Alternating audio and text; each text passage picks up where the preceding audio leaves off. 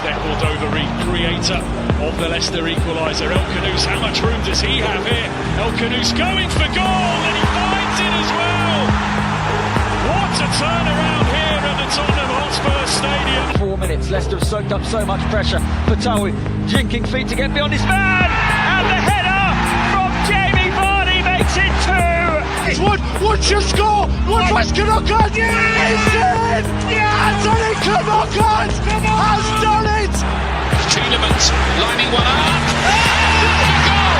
What a brilliant goal by Yuri Tielemans, and the Leicester City fans go absolutely potty. In behind Damian Vardy.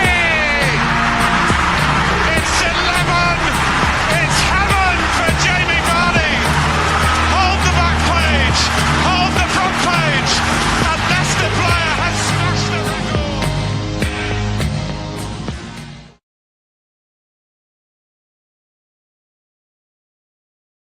Good morning, everyone, and welcome to Blue Tinted Glasses, the best Leicester City Football Club YouTube channel on the internet. Happy Easter. I forgot to tell the rest of our panel that earlier this morning. I got a right telling off.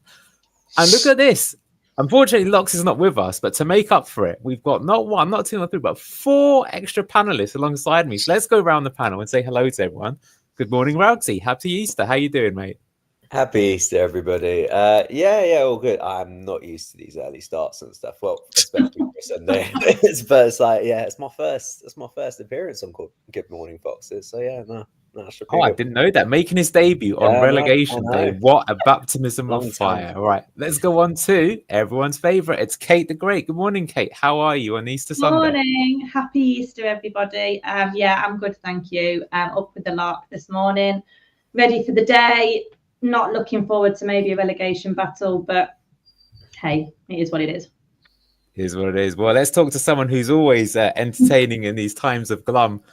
Good morning, Imran. Will Leicester City rise again? It is Easter Sunday after all. Yeah, happy Easter, everybody, and all the viewers. Yeah, looking not so much forward to the game today because I know what's going to happen. But there's still that little bit of hope that we might get a draw or a win, maybe a win. But I know Arsenal are going to screw it up against Ipswich today. So, yeah, we'll be gone today. But let's talk about that as the show progresses. Absolutely. And finally, joining us from the legendary shed, it's Tom himself from the Foxes stand. Good morning, Tom. How are you? Yeah, good. Thanks, mate. Looking forward to today. I don't get the doom and gloom. For me, there's one objective. Stop Liverpool winning the league today at our ground. Can't have that. Do not want it to happen. So anything, players have just got to put on a performance to stop it. And if there's one thing they need to do, then turn up. Turn like I did against Brighton. Fans will be happy. That's the performance we need to see in the last, 7 games is it now? See that kind of performance, we'll be more than happy. Get Tom in for manager, if you ask me. Well, let's start. We're going to discuss 2 things today. One of them I think is going to be quite spicy, but we'll start with the more timid one first. So, unfortunately, there is the real possibility that the day is the dreaded R word, and it's yet another relegation day. Few things as a fan are more depressing than watching your team get relegated. So I want to go through some of the panel, but especially the guys that go to the games. What are you feeling for today? And how will this compare to the last relegation from 2 seasons ago? And I'll come back to you, Tom, because you sounded the most positive. So you give us that early morning caffeine vibe that we need to get us through this challenging day. I'll drink decaf as well. So, Jesus, that's not a good start, is it? Look, I've seen the club relegated many a time before, and we've always bounced back. We're talking years ago. Kate's probably seen it as well. 2003, 2004, we got relegated. We bounced straight back under Mickey Adams. The season we got relegated to League One. We see some dark days at this football club. And do you know what? This one doesn't hurt as much because I think we all could see at the beginning of the season that this squad of players probably weren't just going to be good enough. I think we knew that after about 10, 12 games, we were going to struggle. It hurts, of course it does. You want to be in the top league. We all want to be in the top league, and we all want to be playing the likes of Liverpool, Arsenal, Tottenham, Chelsea every single year. But sadly, having seen this club stuck in the Championship for 10 years and a season in League One, I've seen the dark days and seen us being stuck adrift. And, you look at other clubs like your Portsmouth who were up with Leicester the season we got promoted that year. when they won the championship. They've been down in gloom and doom. I look at it and just think it's a new beginning. It has to happen. But this time around, the club has got to get it right. And the clear out has to be big. It isn't just small changes. They've got to be big changes from top to bottom in the football club. I don't agree with the new ownership. I don't agree with the banner going over today. I think that's an absolute disgrace, an embarrassment to be a Leicester fan in some ways, that we're going to fly a plane over the ground where a tragedy happened with an air incident. I think the fans need to wake up and think about things before they do it, because totally lack of respect to Vishai for doing this. And to think all the money he's pumped in, his dad has pumped in, and, the money they're put into charities, not just for the football club, to the hospitals and everything like that. Yes, mistakes have happened, but this time round we need to bounce back stronger. And yes, Tom Top will be sitting there thinking he knows he's got to do something different this time round to, one, get us back up straight away, what I think will be a challenge. I truly believe that. I think we'll be in the playoffs. It's been the next year. But two, that he knows that the board has got to change, and he probably knows that he's going to have to make some tough decisions over the summer to make it happen. So look, it's sad it's happening again, but realistically, we all knew it was going to come quite quickly. And let's get it out of the way. If it's going to happen today, let's get it done. Then let's start building for the future. And look, a lot of people still think Van Nistelrooy is going somewhere. I don't see that happening at the moment. I think he'll be here to the end of the season. I think you can see he's already started to build the squad he's looking at next season by bringing in Mavididi back into the squad, looking at those kind of players that he knows are championship level. And yeah, you might think it's the last day. I don't. I think the board will stick with him now to the end of the season, because if we're down, there's no point changing it. Wow, strong words from Tom, and I think he's provided us content for about 8 weeks with some of the topics he's brought up there, which is pretty good. We're only going to be a bit light today, I think, in some of the topics, just because there's so much, but really interesting to hear your insights. Let's go around the panel. I'll come to you, Imran, next. You do a lot of the vlogs, so I'm really not looking forward to the We Got Relegated vlog, which I could well see coming out at around 6 p.m. today. So what are you thinking about today, and how will this compare to previous relegations that you've experienced in the past? Yeah, so I just want to say first, I agree with everything Tom said. I've seen more relegations than Tom even. And by far, this has got to be the worst Leicester team that I've seen. So we deserve to get relegated. Let's not get that wrong. We truly deserve to be relegated along with Southampton. I think Ipswich had a lot of fight in them. And they probably deserve to stay up, had a fighting chance if they got some of their results their way. But we truly deserve to get relegated, like I said. So that's my feelings. As for today, yeah, pretty much like Tom, I'm looking forward to, hopefully there is a glimmer of hope we might get a result. Like, we don't want to see Liverpool winning the title today. But I'm looking forward to the Championship next season. I like to see my team winning. I know that sounds a bit selfish, but last season, even though under Enzo I didn't enjoy the football towards the end, we were winning games, right? So, you could have a good weekend. You could wear your shirt with pride. So next season, I am looking forward to it. And, again, Championship football, it's not the best, but I had a good laugh going to those away grounds. I went to grounds that I'd never think of going to. So like Plymouth and Rotherham, it was good to go to these grounds, right? Yeah. So looking forward to it.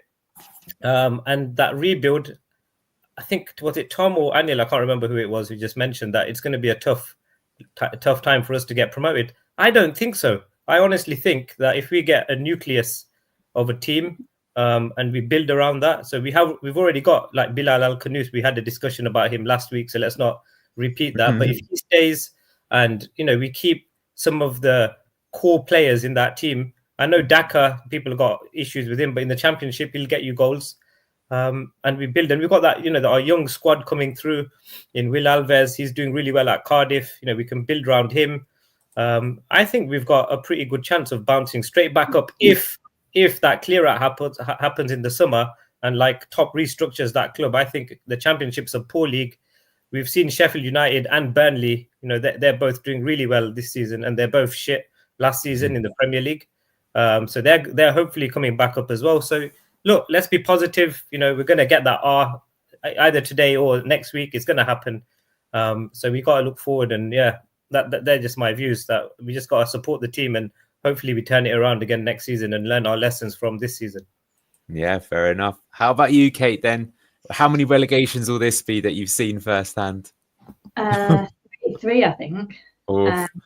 But the last one under Brendan was way more painful for me than this one, because I would give anything to have that team back now. Even though they let us down quite badly, I felt like it was just a really frustrating, anger-fueled disappointment of a season. Whereas this season, I'm with Imran, I knew that we were going to be really up against it from the start. We needed to have really good transfer windows. We didn't. We needed to make sure the manager appointments were right. They weren't. And there's loads of blame. Everybody's in the mix with blame, or whatever you want to call it. But I'm quite indifferent about it compared to 2 years ago, simply because most of me expected this to happen. And it's just a part of a bigger talking point about how much the Premier League is almost cutting itself adrift from the pyramids that feed it. And it's a real dangerous position to put themselves in. However, for Leicester, again with Imran, I just want to see my team win. That's why I go down to watch Leicester. I want to see some exciting youth. I want to see some of the greats like Vardy that we've seen over the years. I just want to see my team win. And it's been a real miserable season, and I really can't wait for it to end from that point of view, really. Oh, yeah. I think you sum up what a lot of us think. I'll ask a question to you guys in a moment, but let's just come to you, Ragsy. So what are you making of today? Just that it's been a long time coming, really. I just, I kind of had a different perspective. Like, I wasn't heading into this season thinking it wasn't, it was going to be a piece of piss or something, and we're just going to like walk it under Enzo. And then the summer that we had after losing Enzo, after losing Kiernan, and then appointing Cooper, and then the mishmash of recruitment, it kind of just flattered to deceive, and we're sort of sitting here wondering what on earth of a direction are we actually heading in. And then you look at the team, and you change managers, and even with that team, you think like, okay, you can try and get like a bounce and something under Ruud, but that sort of like lasted for like 2 games, and then it just became more apparent that we just have players that are just not up to this level at all. The recruitment's been a mess. Just the organisation heading into this season has just not been there, and I just think we deserve to be relegated. I have no sort of like link. I have no sort of like sympathy for this squad whatsoever. They're just, they're tools, and they're just broken tools. And I'm just happy that at least like we get that art, and it's affirmed, and it's everything that we deserve. I'm not looking at pity excuses in terms of, the gap's too big between the Premier League and the Championship. And you look at the higher up, and it's like they're a poorly run club. And you look at someone from the Championship just needs to come up and actually really establish themselves and make the most of the assets that they've got, and then they can really break that mold and overcome the likes of the Wolves and an Everton and stuff. And like you look at like with Leicester and Southampton, maybe Ipswich is a bit harsh and stuff because it's literally back-to-back promotions and it's come a bit too much too soon. But then you look to next season, and it's like Leeds are the same, Burnley are the same. They don't have the proper setups, and until we really look to like the real issues and we really address it at source, I don't think it really is going to change. I don't think we're under this regime, under this ownership, that we're going to move beyond being a yo-yo club, and it's just really sad to see. And I do believe change needs to happen. I looked to the protests today. I don't think they're disrespectful. I think it's just pointing out and saying I think the fans do have some sort of a justified response to it based on the operations and the runnings of the club over the past few years. And they're saying like, they're calling them out and saying like, look, these people need to go. If you want to like reinvigorate change, you can't keep on keeping the same regime and expecting different things to happen in the future. So I think it's right to call them out. I don't think it's disrespectful. And, it needs to spark some sort of change from the top up in order to allow us to move forwards. Like if we want to look at the next few years and we want to try and reestablish ourselves back in the Premier League, because this is a Premier League club, and we can't just sit here and accept being like a Championship club. I'm not saying we've got a divine right to be there, but at least like try and make that effort. We've got assets. We've had previous success behind us. Like we can build solid foundations, as we've seen in Vichai, and like we need to do the same, just for the sake, not for the sake of just seeing great football, just for the sake of everybody's livelihoods around the city. So that needs to be paramount moving forwards. And I don't think the proper care has been there from people in and around the club to be able to provide that for us. Yeah, absolutely. It's definitely not the most fun time to be a fan. Let me ask you guys a question. I thought it's an interesting one that came up. I'll put this to you, Imran, because you mentioned this. So David says, how can anyone say this is our worst team? What about the team that got relegated to League One under Holloway? So what do you make of that? I think I've got, probably can guess what your response is, but you tell me, and the rest of the panel as well. Is this the worst Leicester City team of all time? Yes. Or, okay, and why? Yes, Why is that? I'll stick by that. Look, under Holloway, it was a different era, different ownership. There was, we were a different club back then, right? Since then, we've moved on now. Holloway days were like, how long was that now? 15, 16 years ago? Yeah, I can't remember. God, yeah. Right? So that was a different era. We could even say, like, even the Brian Little days when I started supporting Leicester, right? We got promoted. We had 3 playoff finals. We got promoted on the third one against Derby County. Probably see the images still before the games and stuff. And then that season, when we had Julian Joachim up front, Ewan Roberts, etc., we got relegated that first season. We were in the Premier League, but I didn't say then we were the worst Premier League team or the worst team that got relegated. But then we went through that decline again, after the Martin O'Neill days, etc. We became a crappy team again in the Championship, and then got relegated into League One. But that League One team, I'm telling you now, they were fighting hard, right?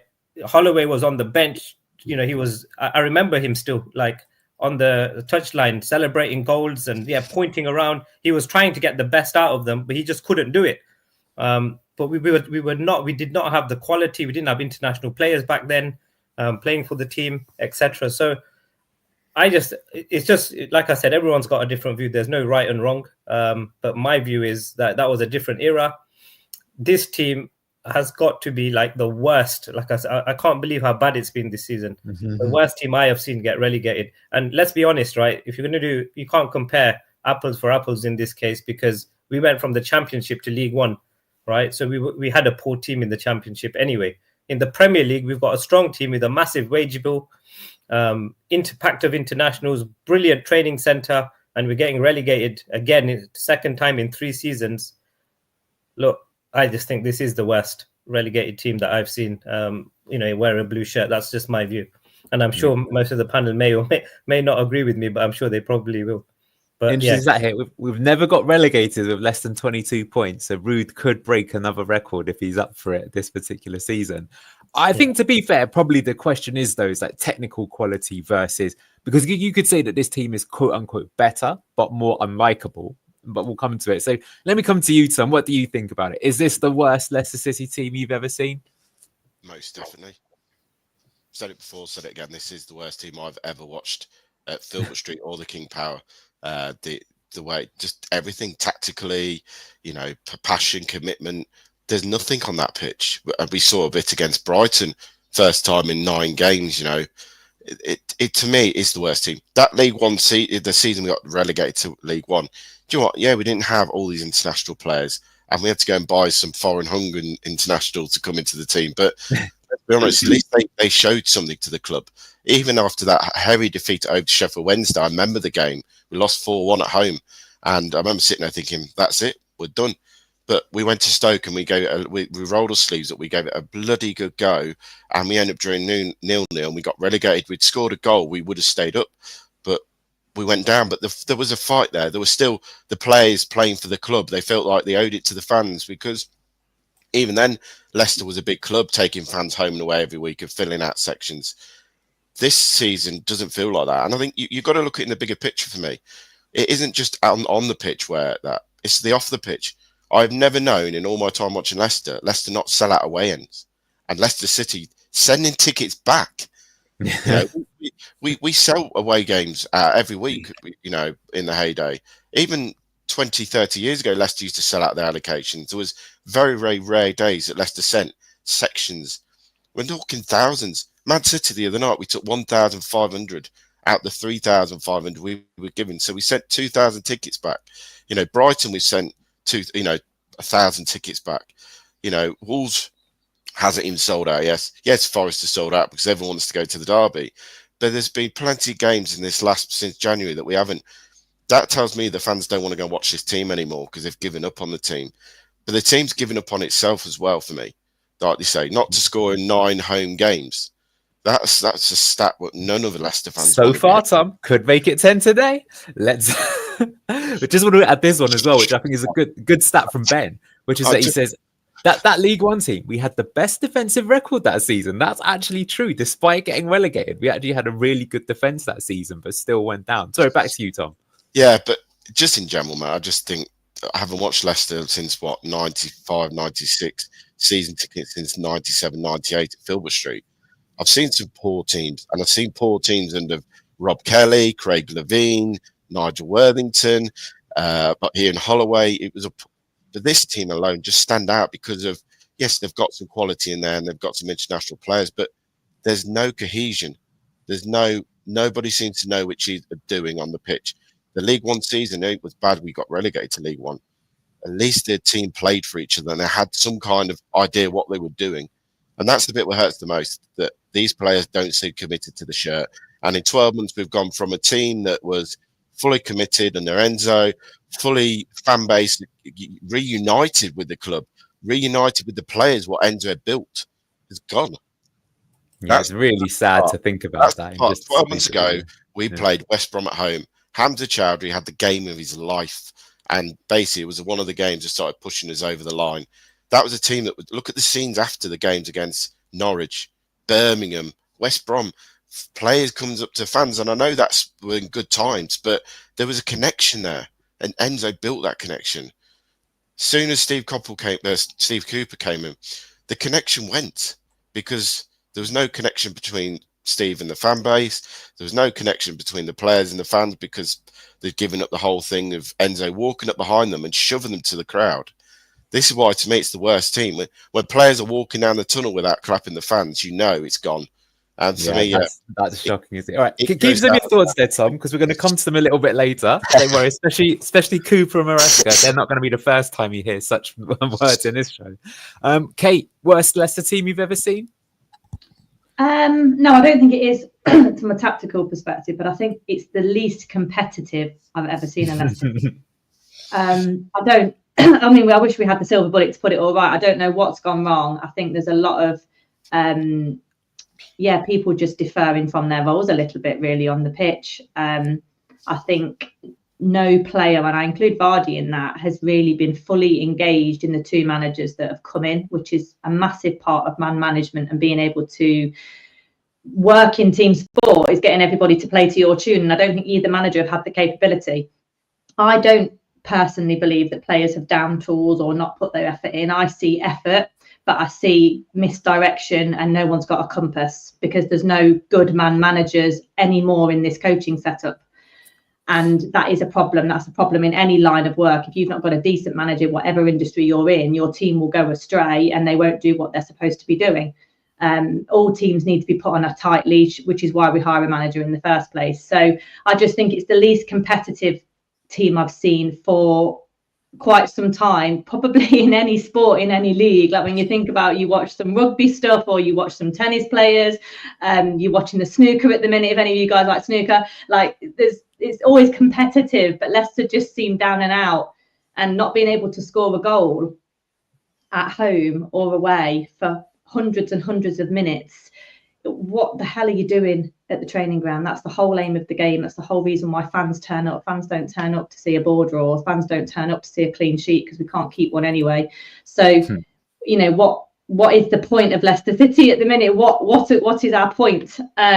And we've even made teams like Southampton look half decent now. I think we're all worried that we're going to lose to Southampton because it's not beyond the realms of possibility that we probably will do. So, it's the least competitive, and it just all stinks a bit of something not quite right for me in the coaching setup, and the appointments have been misdirected as well, which isn't great. So not good.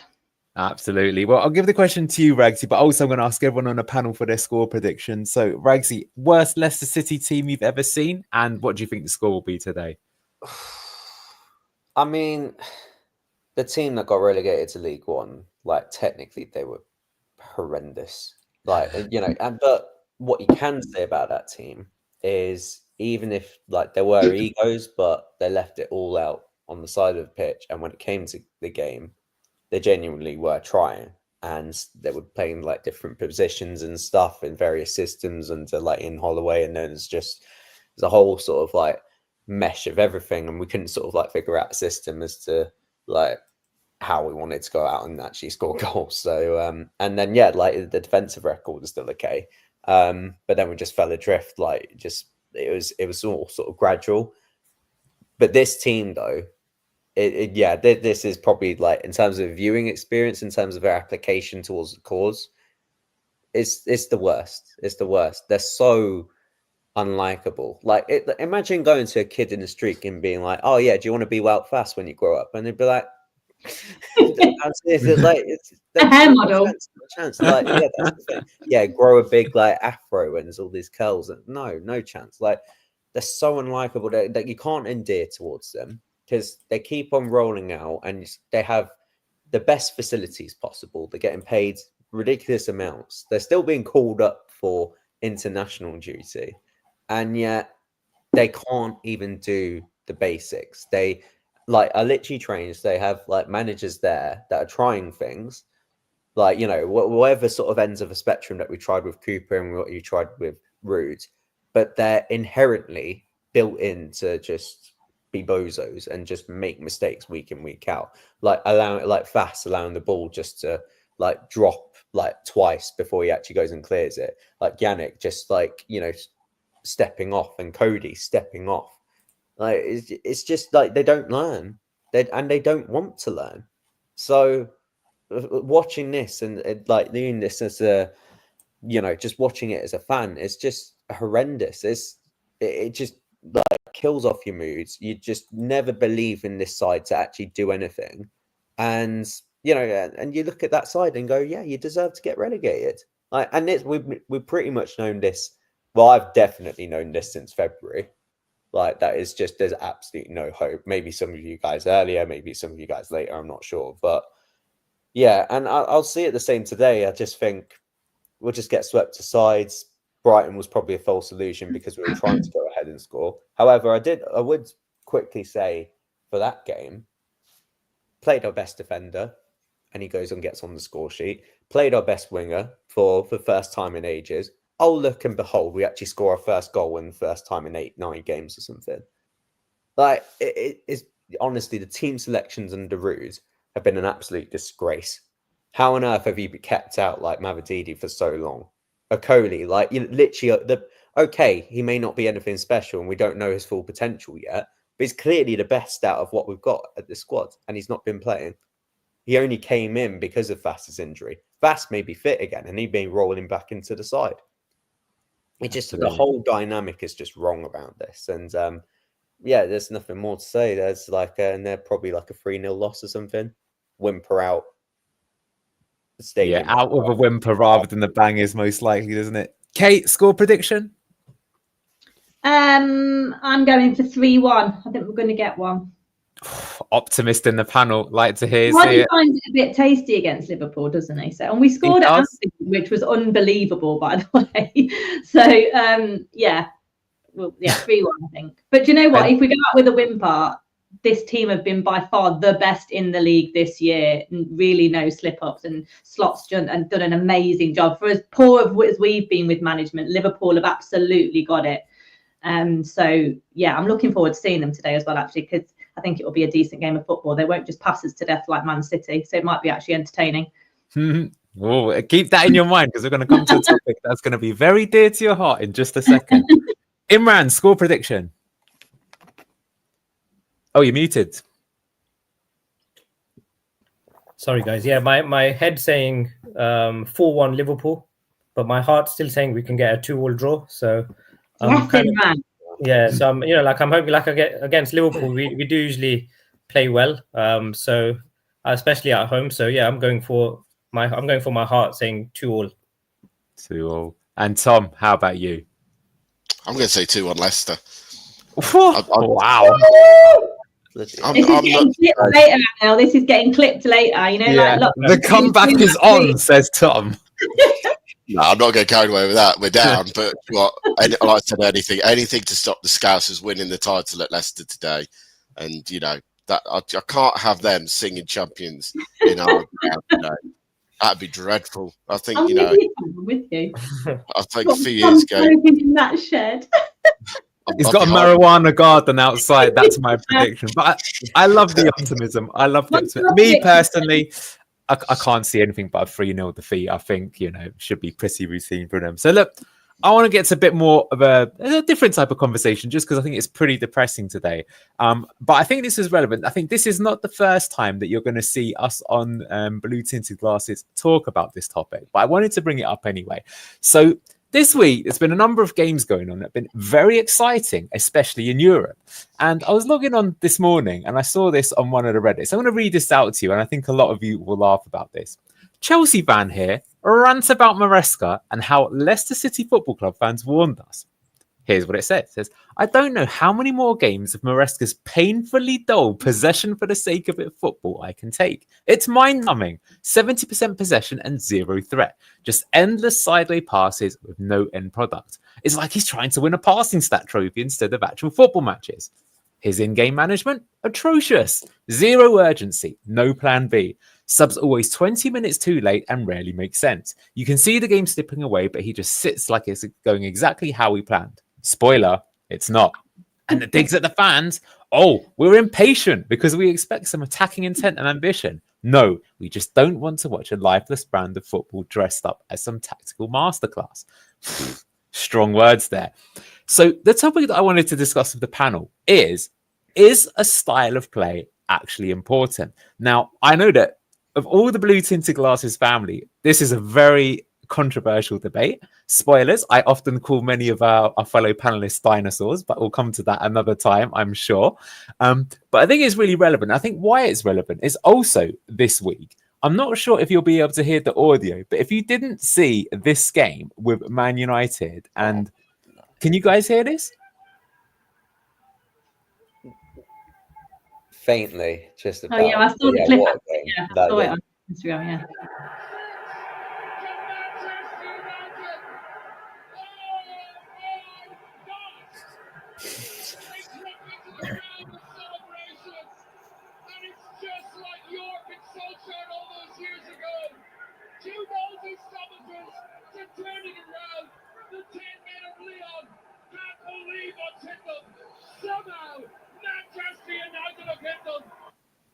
So even I have no care for United, but even I fell off my sofa when Maguire headed that in. I was just like, that is absolutely mental, that comeback, honestly.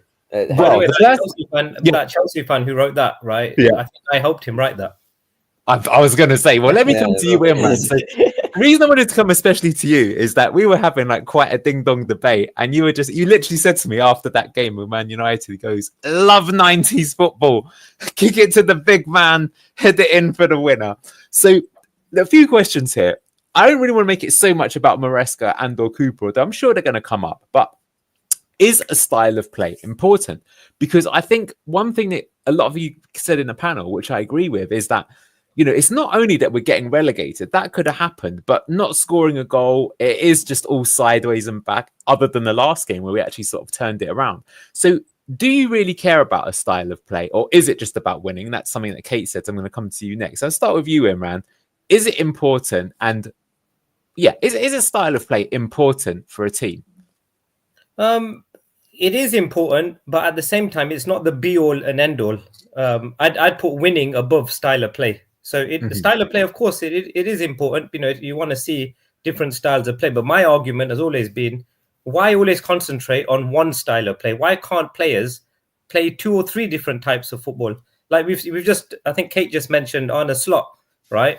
At Liverpool, right? He's gone a bit more direct, what they were playing under Klopp, that is. So that's brought him success. But Liverpool can mix it up as well. They can put Virgil van Dijk up front and he scores a couple of goals.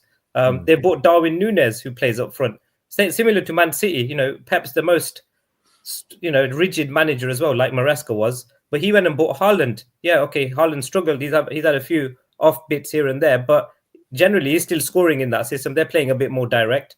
So I think style of play, it's a pointless discussion because players should adapt. If you want to play the short ball, You want to play the long ball, it's fine. But I always say it's all about the right ball, and that's Imran Shankly speaking.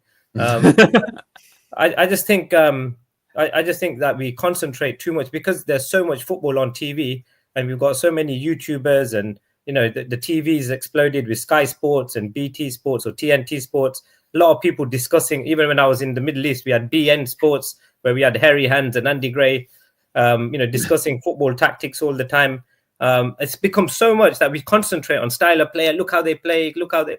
It's not important. It is important. It is, like I said, but it's not the be all and end all. You have to have a team that can mix it up, play a different brand if needed. If plan A doesn't work, let's go to plan B. If plan B doesn't work, let's go to plan C. That's just my view. It's not difficult. Look, Maguire, I think I mentioned to you guys, right? They stuck him up front. He was involved in 2 of the goals, and Man United get the win at the in that European game. So that's my view. And yeah, there's nothing much more to say. I think we just complicate the game too much. Yeah, it's fair enough. Let me come to you, Kate. I saw you furiously nodding as I read out some of that Enzo stuff. It's almost like you'd written it yourself. So tell me, what about you? Is a style of play important? And is it one of the downfalls of Leicester City? I think style of play has become a bit of an expensive luxury. I would rather see tactics over a style of play any day. And we haven't had any tactics. We definitely have a style, I think, under Ruud. There's some kind of style emerging there. It was debatable under Steve, but Steve was getting the points and the results that we needed, a point a game. That's what we needed. So I think tactics are more important and just playing to your strengths. I don't really understand how we get to a point of paying a manager millions of pounds a year and he isn't using the pace on our wings and not even playing genuine wingers for months on end until last week against Brighton, and look what happened. Like, it's just really frustrating to see that. And I was just laughing and nodding with that Chelsea fan because I think he speaks for the majority of football fans at the moment. I think, like I joked earlier in the season, Preston North End were caught short passing out from the back. What are you doing? You Preston North End. And yeah, I saw that overlap clip as well. I think I sent it to our group chat with Gary Neville. The current high possession based people at the moment are Dunk, Saliba, Virgil van Dijk, Levi Colwill, and first time ever defenders have had going more. on. So we don't go to watch the centre backs play football. That's not what I go to football for. I don't want to see Wout Faes, Connor Cody, Vestergaard, James Justin, VK. I don't want to see them play hundreds of passes between each other, because that isn't the aim of the game at all. I don't know how we've got here. I don't know how it's become so trendy to do it just because Pep did it or Pep learnt off whoever. It's just really frustrating to see that these people that are supposed to be top of their game and top of their craft, earning millions of pounds, basically plagiarise another style of football, but they don't have the same personnel. It's like copying someone's homework when you're doing a different subject. Like, why would you do that? It's so ridiculous. And us fans can see that whatever happened, do not play it on the ball for Wout. Do not play it on the floor for Connor Cody. Do not play it on the floor for Okoli, because as much as Okoli was great in parts last week, his first half was bloody awful. And the fans were like, oh my God, get this guy off at half time, because he was having a shocker. Positionally, he was all over the place. So I think style is a luxury if you can afford to. Not even afford to, but if you've got enough of the players that can play it. Say you've got 9 out of the 11, it's probably worth a shot at having a really rigid style. But we haven't got that at the moment. And we've got pace, we've got energy, we've got some decent players like Bilal and Buonanat, and Vardy can still play it on the floor. We've got some, we've got Mavadidi who can really cut inside. We've got Casey, who's done really well, and we've even got the likes of Jordan and Bobby. I know they're unpopular, but they add that experience and ability to hold up the ball. But we don't play football where we need the ball holding up, and Harry Winks can spray it around a bit. So I'm with Imran again, like just different types of play to suit the opposition. Have Wilf in it sometimes, but don't have Wilf in it sometimes. Have Samare going forward sometimes, and then not sometimes. It's just knowing when to press the right buttons, I guess. Yeah, fair enough, Ragsy. I'm just bringing up in the background. I've got some defenders passing it sideways and backwards, but it leads to goals. I won't come to that. But what about you? Style of play, is it important, or is Kate right? Is it just overrated and it's all about your tactics rather than having some sort of die-hard philosophy? Yeah, but style of play and tactics are intertwined though. So like you need to, whatever you do in training in terms of patterns of play, shooting drills, like set piece drills, it's all like, you know, encompassed into what you get from like a style of play there. So it's kind of like you need to use the style of play as a starting point, and it clearly has been successful, like under Pep and stuff, and when Enzo sort of brought it into the Man City into 21s. So, and we needed that in order to go ahead and break down teams, like, you know, because we were in the last season in the Championship, we were dealing with sides that were just sitting back and parking the bus, and we had to wait for them to budge just to go and create space. Now, in terms of not having a style of play, how else do you then go and break down a team that is not budging whatsoever? You got to try and draw them out. You got to try and like look for pressing triggers. You got to try and like look for gaps and open spaces. Then when teams do open up against us, like, you know, against Leeds last season, like Bournemouth as well, where I felt that was end to end for me. When you looked at Southampton, when you looked at the first goal, and, you know, we were pressing, like, you know, we were starting from our halfway line, and everybody was involved and engaged in trying to like win the ball back higher up and then go and get that breakthrough goal. And then, yes, like there's goals in the second half, all 4 of them were counter attack, but we put ourselves in a position to go ahead and do that. So without, like, you know, okay, if you have like a bunch of world-class players like you do with at Real Madrid that could do whatever the hell that they want and they can just turn out magic by themselves, then yeah, you just need some little like simple tweaks and stuff, like it just the basic communication between players so that they can link up and they build that chemistry at the very least. But more often than not, you're talking about very few clubs that have those sort of caliber of players that will be able to go and pull that off without like having the foundations of the style of play.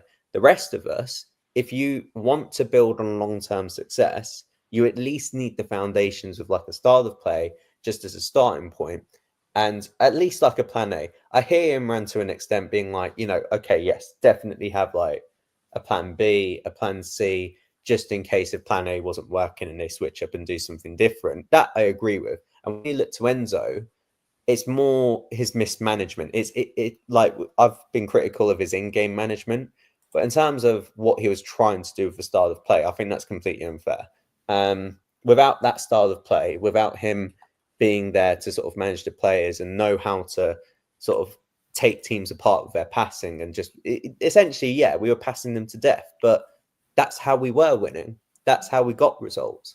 And without that, we wouldn't have got as many wins. And it'll be telling for next season if we head in a different direction and we're dealing with a load of teams next season that will be parking the bus against us, and see how we, you know, what you're going to do is like hoof like a long ball up to them. And, you know, just expect them to, because you're dealing with a physical battle. So I don't think we're going to get as many goals going that way. So, like, I think you need low bar with goals, though, isn't it? Let's be honest. It's a very low bar with goals right now. On 0. Will we ever see one again? We can continue that into next season. Jesus, like you got to hope at least that will get better at least. But yeah. No, fair. How about you, Tom? Is a style of play more important to mix it up, or is it just winning at all costs? No, you've got to have a style of play. You've got to have patterns of play. That's the modern day football. But I think football has become so aggressive that it's all about keeping the ball and moving the ball and doing bits and pieces of Pep Guardiola football all the time, that every club in the country is now doing it. And it has become boring.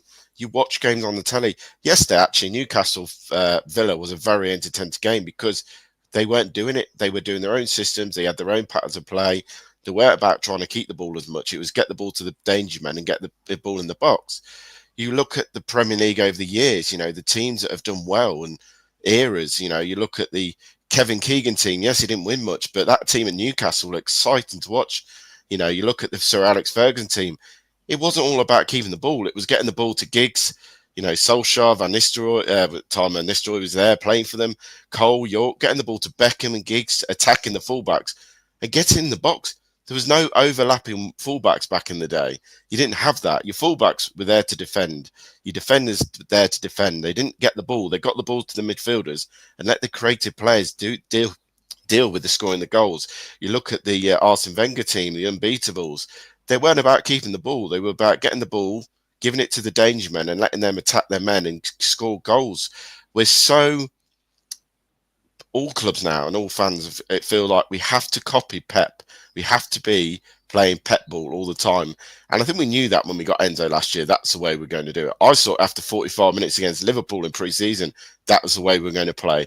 And it was different because we hadn't played in that way. Even under Rodgers, we weren't about keeping the ball. We were about getting the ball forward as quick as we could, breaking the lines and scoring goals. And we saw a completely different way. I think football's now is, like you say, it's so structured. Every club tries to do it. It's fed down to the youth academy. Players they've been made into robots, in my view. Football is. It's a robotic system that everyone has to do it from under sevens, under eights. Everyone's trying to play this form of football. Where for me, football is very easy in some ways. For me, you get the ball, you get players doing their jobs, what they're good at. Not all wingers are good at passing balls. You know, look at Mavridis. He hasn't got a great pass on him. What he's got on him is great skill and ability to attack his man. Abdul, when he's good, he runs at his man. Too many times the frustration last year was we get the ball in the wide areas and we come back. But he's one-on-one. You know 9 times out of 10 he can do his man with a bit of trickery or a bit of pace. But no, we have to keep the ball. I just want to see a team now that plays with a bit of creativity, a bit of flair. The players doing what they are paid to do. That and what they're good at. Connor Cody is not a ball-playing central defender. You know, Vestergaard is a ball-playing central defender. He can play the football. He has got a range of passing abilities on him. Wout Faz shouldn't have the football at his feet. You know, if you look back in the Martin O'Neill days, what did Jerry Taggart say one day when he gave the ball to Savage? O'Neill turned around and called him and Jerry said, do not pass the ball to Savage. He's not there to take the ball. He's not there to move the ball. You don't pass the ball to him. Savage, you tackle and you give the ball to someone else to do the work. I think football has come to an era now that we're all so obsessed by trying to play this ticky-tacky football like Barcelona did, you know, for Pep. And now Pep's in the Premier League, we've all got to do it. That teams are going to struggle to do it. They haven't got the players to do it. And Leicester's biggest weakness is that we are trying to do it now in the Premier League. Who knows what would happen under Enzo this season? You know, inverted fullbacks. God, I mean, we look better when we do have an inverted fullback. We look like Ricardo can play in the middle of the park and actually makes things happen. That's the best we've looked this season with Ricardo playing in the centre of the park because of his energy. But for me, just get back to the basics. Your defenders do the defending. Your wingers attack the men. And to be honest, like Fergie did, yeah, wingers like Giggs and Beckham who got the ball into a box. Why do we have to play one striker? What? Because that's the modern day. Why does it all have to be about the modern day? Why can't we go back to a day where you had 2 up front and a 4-4-2 was the best? Let me interject here. This is good. I want to ask the rest of the panel this. I'm actually not going to give my opinion on the show today. That's probably going to be a different one. But what I would ask you guys is it possible that you guys are like being nostalgic and you're remembering how football was and not how football is? And you can disagree with me. For what it's worth, I actually do see your argument quite strongly. This is why I wanted to bring it up. I think it's quite an interesting discussion. But to play devil's advocate, I think that one of the biggest things I've observed is looking at the England national team. So the England national team, let's say 20 years ago, they were not a possession-based team. In fact, that was often a big stat that you would see, that they'd go into a tournament and they had all these world-class players, but they didn't play particularly well. And they'd often get knocked out of tournaments, quarter-final stage, sometimes not even getting that far, like the Roy Hodgson era, going out in the World Cup in groups and then to Iceland. Now, under Gareth Southgate, the team has done pretty well. They've got to 2 finals. They got to a World Cup semi-final. But I think most of us would say they're absolutely dire to watch and really, really boring. But, for example, at the last Euros, England were in one of the top 4 teams in terms of possession in the tournament, which is very rare for a team like that. And, look, we all love like the football that we grew up with, but, there's a reason that football's kind of evolved sort of thing. And Pep Guardiola himself, what he's done, love him or loathe him, is that he was winning leagues with 90 plus points. And it's like Fergie couldn't do that. Wenger couldn't do that. It was something that his style had obviously got this consistency about it. So that's my question for you, the panel. I get it. I understand you don't enjoy it. And for what it's worth, I've said this myself, that with Enzo's football, I didn't like it at times as well. Like that last game against Blackburn made me laugh. So I'll come to you, Ragsy, first before I go to the others. I don't know. I actually don't know where you stand on this topic. So what do you think about it? And, you know, is it nostalgia? Is it? I do agree with Kate that I think you are seeing this sort of rebellion against it. And I think that teams have moved away from it. I don't think it's quite as ticky-tack as it was a few years ago. I think that's why we're seeing more sort of these transition teams. Where do you stand on the topic? Yeah, I think it's more nostalgia, sort of like looking back and looking at those sort of like basketball games in essence, where you just like it's end to end, it's like one team attacks and the other team attacks, and then it's like it's free flowing and like fans. Yeah, to be fair, it is easier on the eye. Like the fans love to see that, and it's just like you feel like you're getting more football out of it rather than just more stoppages in play and just sort of like teams debating what they're going to do next. So, but I think when you look at the likes of Pep, like I think it's, you know, he's one of the most successful managers that we've ever seen, and like, you know, winning is sort of paramount to him still. So you have to sort of like strike that balance in the way, and it's always going to be this sort of never-ending debate in terms of like what sort of like you put forward more. Like Chelsea have opted for wins, and Man City have like kind of done both, to be honest with you. But then I think you got to put more onus on the players, in my opinion. So when you look at De Bruyne, for instance, like he is always incorporated into a system. He's pretty much like involved, like he's central and pivotal to Pep's sort of like system of what he's sort of developed in Man City. But he'll still go out on the right and still keep on doing what he does best, and that is just providing amazing service into the box. And like he'll just do that religiously because he's got the confidence and he has that sense of individuality to go ahead and produce his quality on the pitch.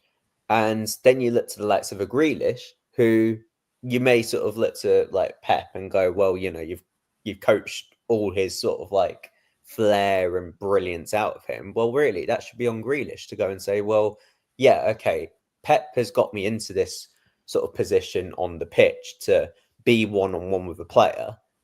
Then I've got to go and make a decision. And it's not, you know, Pep's fault if he's going to go and pass back because he can't think of something to go forward. So you got to put more onus on the players. And yeah, Kate kind of alluded to it earlier. It's just like, yeah, you know, it's good when you have the right players for it. And we did in the Championship. That's why it ended up working so well for us under Enzo last season. But then when you take it into the Premier League, yes, you do need better players, but you got to put more onus and be like, right, okay, if these players aren't working for my style of play, and I like, you know, and we can see like from, you know, more sort of experienced managers that it can be successful and it's just there's potential in this style of play, then you need to update the player. You need to clear out the players that aren't good enough and bring players that are. So it's this evolving process. If you sort of like give up on a style of play like a season in because it's sort of deadbeat, then I don't really see what sort of progress that you're actually going to make as a football club. You need to build some sort of an identity, and the team needs to be in tune with that as well. When you look at teams, and it's like, we've got an identity. It's called losing games and not scoring goals. They need to have specific training drills, right? Because like sometimes they don't have that individuality. They don't have that like need to go and take a game by the scruff of the neck, and they'll look to a coach and they sort of like be like, look, you can, when you do this movement here, then you can go and make your movement, and that's where, and hopefully you can make something happen there. So like it needs to be more on the players, in my opinion, and stuff. Like with managers and stuff, they're trying to build an idea. They're not trying to coach the living daylights out of them. They're not intentionally looking at it and going, yeah, you know, I want the highest stats in possession. I want the highest sort of number of passes in the game. They want to win as well. They're just providing. Do you know what, Ragsy? Honestly, I know that some managers do look at those stats, and that's what they're trying to do because they see that well, they see it as a barometer of success. But we'll come back to that in a moment. So, Kate, is modern football fundamentally busted, or are we just stuck in the 90s? I think modern football's a bit busted. I love how you didn't quite call us a dinosaur, Anil. Very diplomatic there.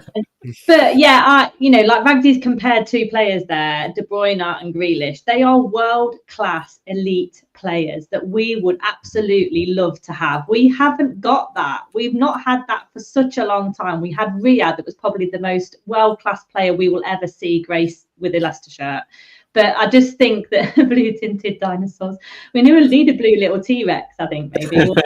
But yeah, with this modern football, and yeah, we have got to later stages of tournaments with England, which is good to see, but I don't watch it. I find it spectacularly boring. But in this style of football, you will never get a Gaza.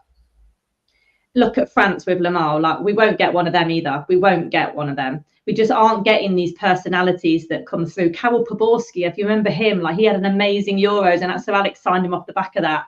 Like, you're not getting those personalities. JJ scored a 25-yarder last year and ended up apologising. That was the first thing he did in his post-match interview, apologising for it, because Enzo was probably going to drag him over the coals for it. He's just worldy, and he can't enjoy the moment because it wasn't quite into the system and it wasn't part of the robotic nature of play. You've gone awry, you've gone AWOL if you shoot from 25 yards these days.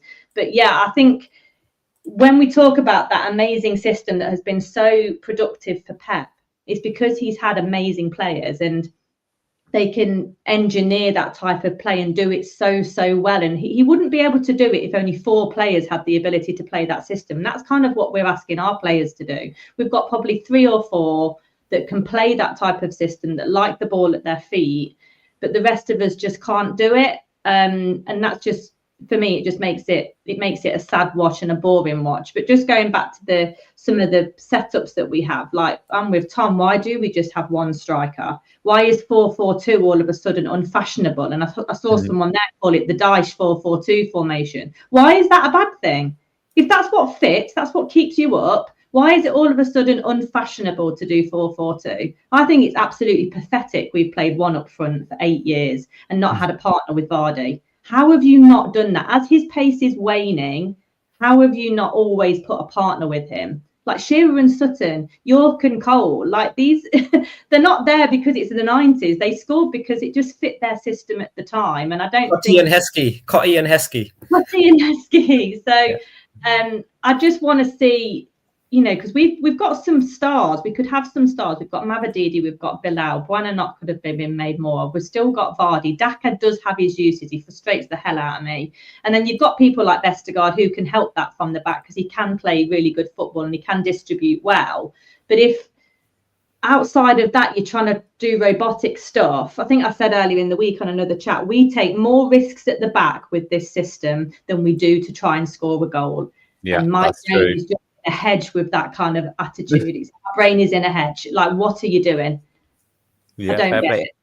Imran, what about you? What do you make of do you think modern football is busted?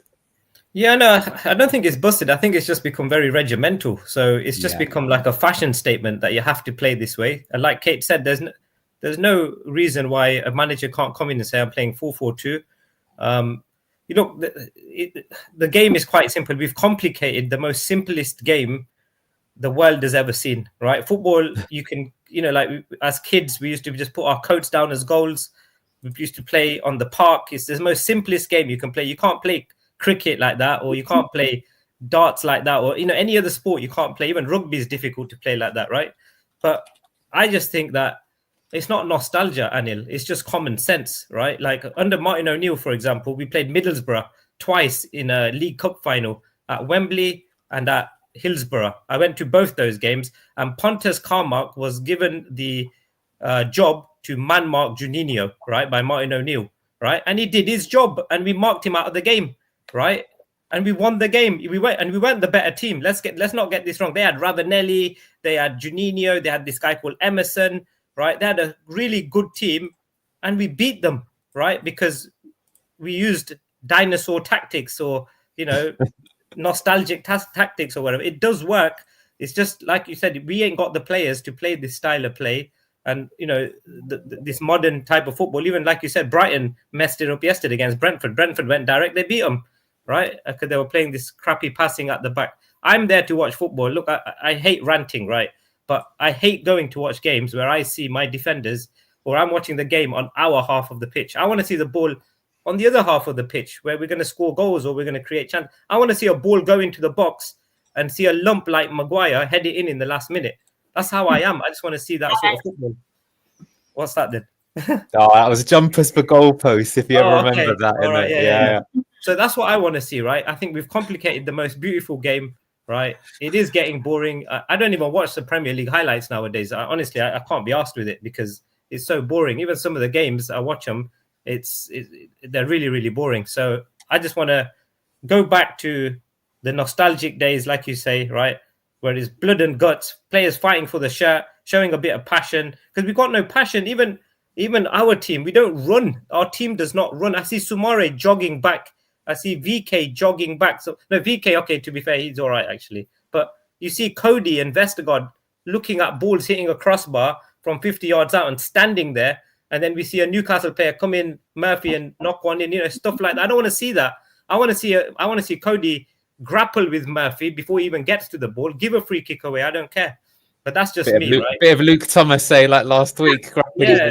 Just quickly, that came from Mad doing a danger pass to Vardy in the middle of the pitch. The stupid, if you've ever read the Athletic article on the most dangerous pass in football, give it a read. It's unbelievable. Yeah, I did see that. That's another reason why it's all right. Anyway, just to wrap us up. That's the last point. Just the last point that I think someone mentioned Robbie Savage, right? And Martin O'Neill, right? Someone mentioned that. That's the same as Ndidi, right? Ndidi should be just winning the ball back. He's not a footballer. He can't play a ball.